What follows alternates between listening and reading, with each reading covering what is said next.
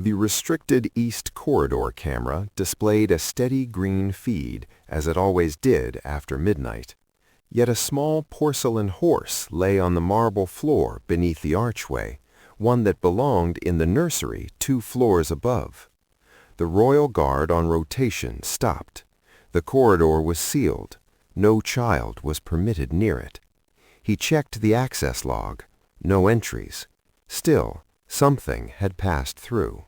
The East Corridor settled into its usual stillness after 2200, the hour when footsteps thinned and even the palace air seemed to cool with intention. The royal guard moved through it at a measured pace, boots striking the stone in controlled rhythm, the sound contained by high vaulted ceilings and thick carpeting laid near the nursery wing. The brass wall sconces cast steady amber light across framed portraits whose painted eyes appeared to follow movement out of habit rather than suspicion. Nothing in the environment suggested disruption. The patrol schedule had been executed precisely. He had signed his previous checkpoint at 22:10, exchanged a brief nod with the interior footman posted near the staircase, and continued as required. Yet as he approached the final turn before the nursery corridor, he slowed, not because of noise, but because of absence. The faint hum of the hallway camera mounted above the archway usually carried a near inaudible electrical presence, detectable only after years of night rotations. Tonight, for a moment, that hum felt uneven, as though it had stuttered and resumed. He stopped beneath it and looked up, eyes tracing the small indicator light. It glowed steady green. No alarm, no visible fault. He checked the handheld terminal clipped to his belt. The corridor log displayed routine status, sealed at 2200, no entries, no exits, no manual overrides. Inside the nursery suite, Princess Anne's young granddaughter had been confirmed asleep at 21:45 by the attending nanny. The nurse's report was signed, countersigned, and archived. The guard respected documentation. It was the spine of their profession. But documentation could not account for what instinct registered in the body before the mind assembled explanation. He continued forward. The air temperature shifted slightly near the nursery doors, cooler than the adjacent hall. That was not unusual. Climate control remained strict for the child's comfort. What unsettled him was subtler, the placement of a small wooden pull toy horse resting against the wall opposite the main nursery door. It was ordinarily kept inside the play alcove beyond the inner threshold. He had seen it earlier that evening during the pre-lockdown sweep. It had not been in the corridor. He did not touch it. He crouched slightly, observing the angle of its wheels against the carpet runner, noting the faint impression they left. The wheels suggested movement from inside outward, not the reverse. The nursery door itself remained closed, seal intact, magnetic lock indicator glowing blue. No scratch marks, no forced entry. He straightened and placed a palm lightly against the wood, cool, undisturbed. From within came only the faint white noise machine calibrated for infant sleep. Protocol advised minimal disturbance once the wing was sealed. If a toy had been misplaced during earlier cleaning, it would be recorded at morning briefing and corrected without consequence. Escalating a minor irregularity without evidence risked formal review of his judgment. He was aware of colleagues who had faced quiet reprimands for over-reporting inconclusive anomalies. The palace valued vigilance, but it valued stability more. He exhaled slowly, stepped back, and keyed his terminal to recheck the access log. Again, nothing. No swipe, no override, no timed entry. His training advised documentation before action. His instincts advised immediate verification. He looked once more at the toy horse, its painted eye reflecting corridor light like a watchful pupil. and understood that doing nothing would sit heavier on him than scrutiny. He initiated a silent internal alert. Level 1, irregularity observed, no breach confirmed, signaling it only to Central Security Review rather than audible alarm. The system acknowledged receipt with a discreet vibration. He remained stationed outside the nursery door, waiting for response authorization that might or might not come quickly, aware that each passing minute lengthened the space between protocol and responsibility. At 0600 the following morning, the Royal Guard stood inside the Internal Security Office beneath the East Wing, a windowless room lit by cool fluorescent panels that flattened color and discouraged speculation. The palace above was already active, kitchen deliveries entering through service courts, staff rotating through early briefings.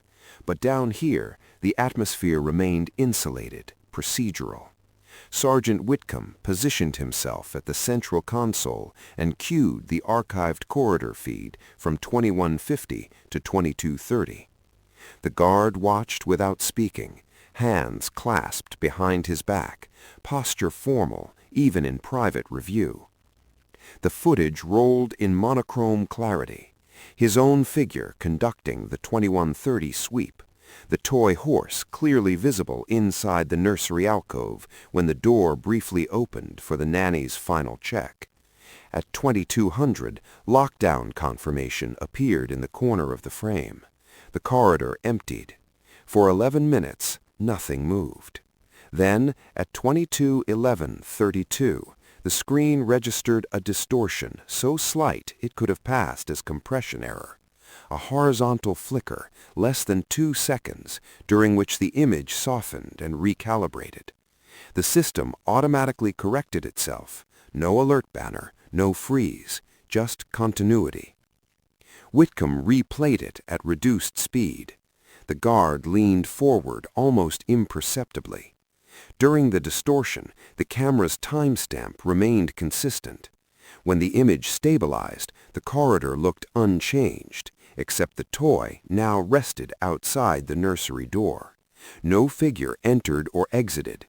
No shadow crossed the lens. The displacement had occurred within the gap. Whitcomb paused the footage and accessed the technical log linked to that camera. "System notes temporary recalibration," he said evenly. "Auto-corrected." The guard requested cross-reference with access control. Whitcomb hesitated a fraction before complying. The access database showed no card swipes at the nursery door. However, at 22:11:28, 4 seconds before the flicker, a temporary override ping appeared, issued from Terminal A3 in the administrative suite, 2 floors above. Authorization level, Senior Administrative Clearance. Duration, 3 seconds. Purpose field, Maintenance Verification. Whitcomb's jaw tightened slightly, not in anger, but in calculation. "Clearance is valid," he said evenly. Valid, the guard understood, did not mean appropriate. Terminal A3 was assigned to the office of the Deputy Private Secretary for Operations, a senior official responsible for household logistics, not child security. Overrides were not unheard of. Systems required periodic testing. Yet such tests were scheduled, documented, and never conducted during lockdown of a protected nursery without notice to Security Command. The guard felt the quiet pressure of hierarchy pressing in. Questioning an override from that office would be interpreted not merely as technical inquiry, but as procedural challenge. Remaining silent would mean accepting that a camera distortion and object displacement were coincidental. He asked, carefully, whether maintenance verification had been logged in the weekly operations bulletin. Whitcomb checked. Nothing. The sergeant removed his glasses and cleaned them with deliberate calm. "We proceed by record, not assumption." He printed the override log and placed it in a temporary review folder without labeling it as breach. The guard understood the nuance. This was not yet accusation. It was anomaly. Still, Anomalies inside a nursery corridor did not exist in isolation. The guard requested access to adjacent camera feeds, service stairwell, administrative hallway outside Terminal A3. Whitcomb considered the request longer this time. Granting it meant widening scope beyond routine review. After a moment, he nodded. "Limited window," he said. "We confirm movement pattern only." The footage from the administrative hallway showed the deputy private secretary's outer office dark at 22:05. At 22:09, a light switched on inside the suite. A silhouette moved across frosted glass. At 22:11, the light dimmed again. No staff member was scheduled in that wing after 21:30. The guard felt the first solid alignment of data. Light activation, override ping, camera flicker, displaced toy. Each element individually defensible, together less so. Whitcomb stopped the playback. "We move this upward," he said. Upward meant beyond internal security, to the private office of Princess Anne, whose granddaughter occupied that nursery. The guard understood the sensitivity. Escalation could strain relations between operational staff and administrative authority. It could also prevent normalization of unsafe precedent. He felt no satisfaction in being correct, only a narrowing focus. The pattern beneath procedure was no longer theoretical. It was documented synchronization between override, sensor disablement, and visual disruption. As he prepared the formal anomaly brief, careful to present data without interpretation, he was aware that once submitted, the matter would leave the controlled environment of technical review and enter the realm of accountability. And accountability within palace walls rarely moved with resistance.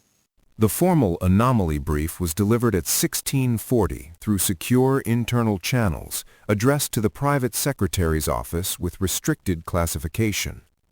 The Royal Guard did not dramatize its contents.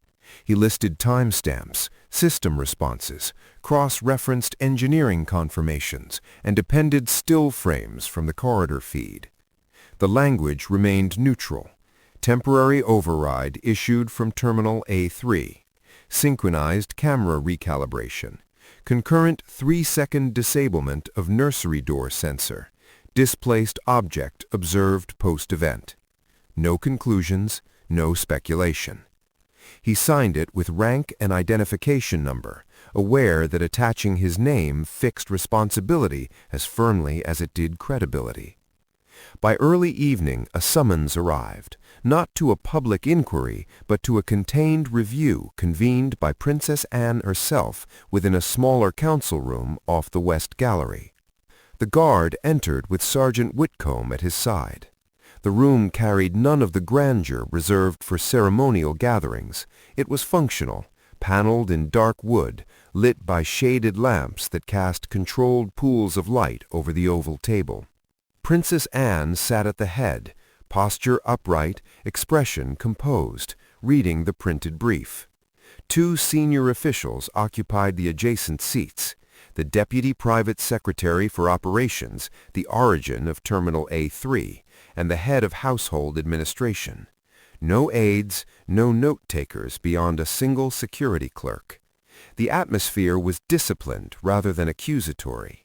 Princess Anne finished reading before speaking. "You are confident in the synchronization of these logs?" she asked, directing the question to Whitcomb. "Yes, ma'am," he replied. "Engineering verified." The Deputy Private Secretary interjected calmly. He explained that the override formed part of a broader latency assessment conducted intermittently across palace systems. The nursery corridor had been included to ensure no blind zones persisted. The door sensor disablement, he stated, was an unintended technical coupling, corrected automatically. He maintained that no physical entry occurred and that the child's safety had never been compromised. His tone was measured, professional, almost instructional. The guard listened without interruption, eyes forward, hands folded behind his back. Princess Anne turned to him. "You observed the toy outside the door." Yes, ma'am. Could it have been displaced earlier? During my 21:30 sweep, it was inside the nursery. He offered nothing beyond that. The head of household administration leaned forward slightly. We must avoid conflating correlation with causation, he said. Systems recalibrate. Objects shift. The absence of alarm suggests integrity remained intact. It was not dismissal, it was reframing. The guard understood the subtext. Palace operations relied on trust between administrative and security branches. To imply misuse of authorized clearance carried institutional consequence. Yet Princess Anne did not close the matter. She requested confirmation of whether Security Command had been notified in advance of the latency test. The Deputy Private Secretary acknowledged that formal notification had not been issued, citing discretion to minimize operational disruption. A pause followed, brief but heavy. Discretion, Princess Anne said evenly, does not supersede protocol where a child is concerned. No volume increased, no expression shifted, yet the line established boundary. She ordered a contained security review limited to essential personnel, instructing that no external statement be prepared. The objective was verification, not scandal. The guard sensed both protection and pressure within her directive. The matter would be examined thoroughly, but quietly.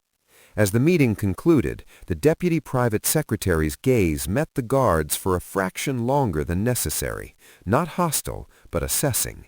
The message was clear. Scrutiny travels in more than one direction. When the guard exited the council room, he felt the professional isolation that accompanies challenging someone several ranks above. His role was not advocacy, but vigilance. Still, vigilance had consequences. The contained review began that same evening. Access privileges to Terminal A3 were temporarily suspended pending audit, a measure framed as routine verification rather than disciplinary action. The Royal Guard was assigned to assist engineering in retesting the nursery corridor under controlled conditions. At 2100, 1 hour before standard lockdown, they replicated the override sequence while monitoring each system independently. This time, notification banners appeared correctly on security dashboards. The camera flickered, but adjacent feeds compensated, capturing the corridor without gap. The door sensor registered disablement, but triggered a supervisory alert as designed. The coupling observed the previous night did not reproduce. Engineering concluded that the original synchronization required manual parameter adjustment beyond default latency test settings. The guard noted this quietly. Manual adjustment implied intent. Meanwhile, internal resistance surfaced subtly. An email circulated from household administration reminding departments to respect operational autonomy within authorized clearance levels. It did not reference the nursery explicitly, yet its timing aligned with the review. The guard understood such communication as protective maneuvering, not aggression. Institutions defend continuity instinctively. Late that night, while finalizing his supplemental report, he received notice that the Deputy Private Secretary had requested clarification regarding his patrol positioning at 2211, specifically whether his positioning had intersected with recalibration. The implication was procedural. If the guard's movement had intersected with recalibration, the distortion might reflect angle rather than override. He reviewed the footage again. His figure entered the corridor at 2217, well after the event. Still, the inquiry signaled that accountability would not be unilateral. The following morning, engineering delivered an additional finding. During the original override, a secondary internal command had been issued from Terminal A3, briefly suppressing system cross-alerts for 3 seconds. That command was not standard for latency testing. It required deliberate selection from an advanced submenu accessible only to senior administrative clearance. The guard read the printout without visible reaction. The child had slept undisturbed. That fact remained central. Yet the perimeter that designed to protect her had been intentionally softened, however briefly, without coordination with security. He understood now that the issue was not malfunction, but judgment. Princess Anne reconvened the review in the same council room, this time with engineering present. When presented with the secondary command data, the deputy private secretary maintained composure but conceded that he had explored system thresholds to better understand resilience. He emphasized that no one had entered the corridor and that the action was exploratory rather than intrusive. Princess Anne listened, then asked a single question: and if someone had known precisely when resilience was lowered. The room remained silent. The guard felt the stakes crystallize. This was no longer about a toy in the corridor. It was about precedent, whether authorized curiosity could override layered safeguards protecting a child who had no agency in such experiments. Princess Anne ordered continuation of the review with focus on clearance governance and mandatory notification protocols. The guard was dismissed without commendation or criticism. As he returned to duty, the palace moved around him in measured rhythm, unaware of the quiet recalibration occurring within its hierarchy. He did not feel vindicated. He felt alert. The perimeter had been tested from within, and until intent was fully accounted for, vigilance could not soften. The final phase of the review unfolded without public awareness, contained within memoranda, access audits, and controlled interviews. The Royal Guard remained assigned to the East Wing, his routine outwardly unchanged. Yet beneath the surface, the palace operated in measured recalibration. Clearance matrices were extracted from secure servers and mapped against real-time activity logs from the previous 30 days. Engineering isolated every instance in which advanced submenu commands, those capable of suppressing cross alerts, had been accessed. Only one matched the configuration executed at 22:11 on the night in question: Terminal A3. The Deputy Private Secretary did not deny initiating the command.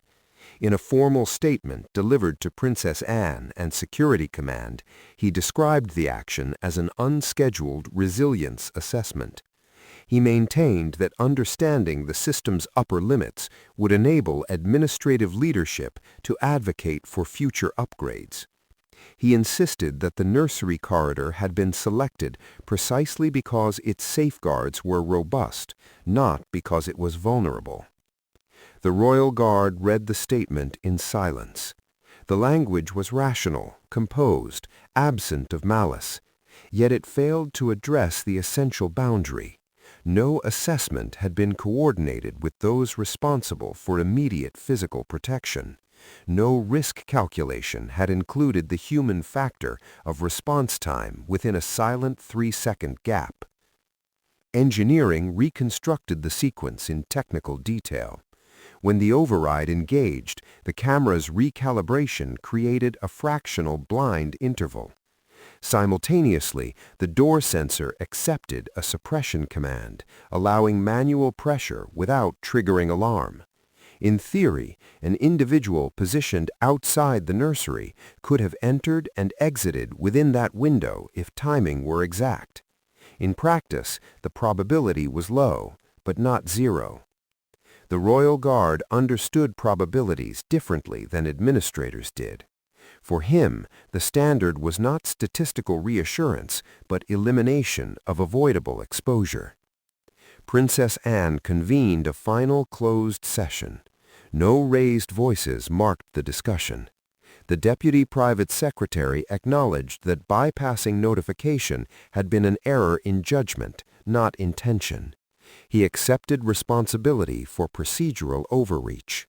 There was no suggestion of disciplinary spectacle. The palace did not govern through humiliation. Instead, Princess Anne articulated a principle. Authority, even when granted by rank, must remain accountable to the purpose it serves. In matters concerning a child, experimental discretion held no place. The royal guard observed the exchange without expression. He felt neither triumph nor resentment, only confirmation that instinct had aligned with duty. Outside the council room, palace life continued in its steady cadence. The child played in the winter garden that afternoon, gloved hands reaching toward low branches while a nanny stood close. The guard's post remained fixed near the corridor, boots grounded on the same polished stone as nights before. Yet the space felt altered, not by fear, but by awareness that vulnerability does not always arrive from beyond gates. It can emerge quietly within them, masked as improvement. As dusk approached, engineering restored full notification protocols with added redundancies. Any advanced command issued from administrative terminals would now trigger immediate alert to Security Command and require dual authorization during protected lockdown periods. The change was technical, understated. Its significance lay in acknowledgement. Implementation began the next morning. Clearance levels were restructured so that no single administrative terminal could independently suppress cross-alerts in secured residential wings. Dual key authorization, one administrative, one security, became mandatory during lockdown hours. Training bulletins circulated discreetly, framed as system optimization rather than corrective measure.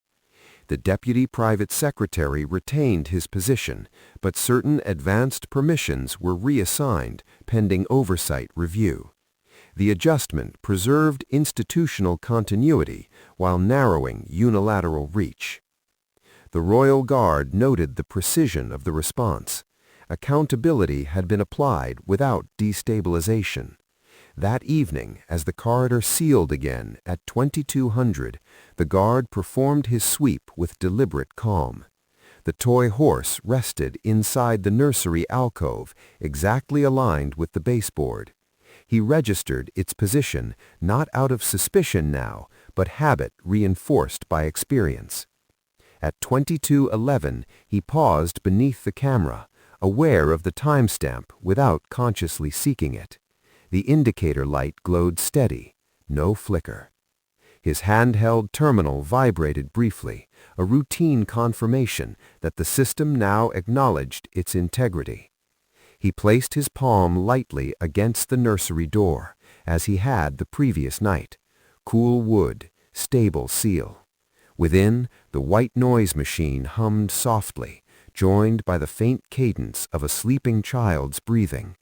The sound carried no drama, only trust. He stepped back and resumed his position at the corridor's midpoint, posture erect, gaze forward. The palace beyond the wing continued in quiet order, staff retiring, lights dimming one by one across distant windows. He understood that his initial report had risked scrutiny of his judgment. It had also prevented normalization of silent thresholds within a protected perimeter. There would be no commendation issued, no public acknowledgement. Vigilance rarely produced visible reward. It produced absence of incident, of breach, of regret. Near midnight, Sergeant Whitcomb conducted an unscheduled walkthrough, offering a brief nod that required no words. Professional respect, nothing more. The guard remained alone again, listening to the layered silence of stone walls and filtered air. He considered the narrow space between protocol and instinct that had defined the previous 48 hours. Protocol cautioned restraint. Instinct signaled discrepancy. Neither had been discarded. Both had been reconciled through evidence.